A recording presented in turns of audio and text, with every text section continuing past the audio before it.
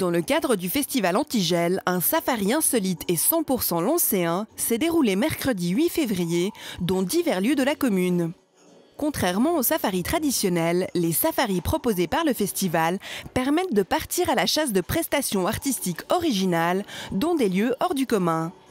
L'idée du safari, c'était d'essayer de passer d'une commune à l'autre, de visiter une commune de manière particulière en emmenant le public d'un endroit spécial à un endroit spécial, en fait, en trouvant des occasions de proposer à des artistes de faire des créations ou de présenter leur spectacle dans des lieux insolites.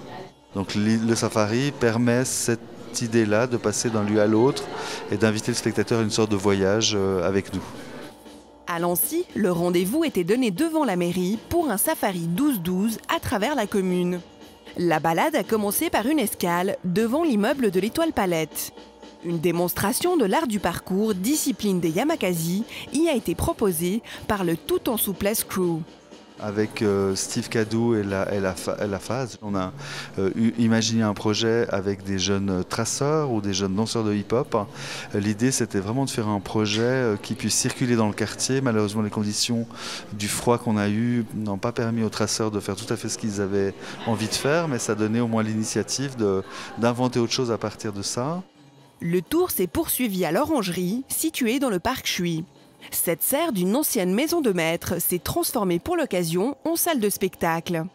Cette orangerie dispose de 2 espaces, donc on a proposé à des artistes de les faire. Ce sont les artistes associés du Festival Antigel. Et ils ont composé des chorégraphies à partir de musique que leur a fait Christophe Calpini.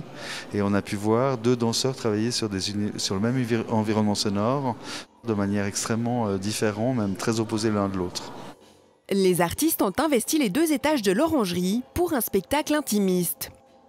La musique a été proposée par Christophe Calpini, qui est un musicien associé au festival. Voilà. Donc, il nous a préparé une bande-son et nous a laissé le temps de la découvrir et d'en faire un peu ce qu'on voulait et ce qu'on voulait en interpréter.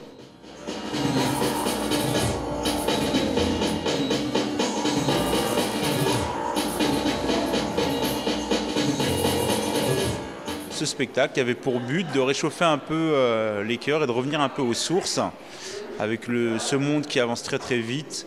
Donc ça nous permet justement de revenir un peu aux sources, à la terre. C'est une performance artistique chaude, en couleurs chaudes et décoration aussi. Donc on rejoint un peu le thème de l'Afrique, qui est un peu, je dirais, la base du départ. Donc à travers ce spectacle, j'ai voulu transmettre justement ces racines et surtout faire évader le public. Le Safari 12-12 a achevé son tour devant l'ancienne église, aujourd'hui habitée par le club des Amis Montagnards. Le public s'y est fait surprendre par une prestation de jazz au Corps des Alpes de Priska Waltz, accompagnée de performeurs pour le moins particuliers.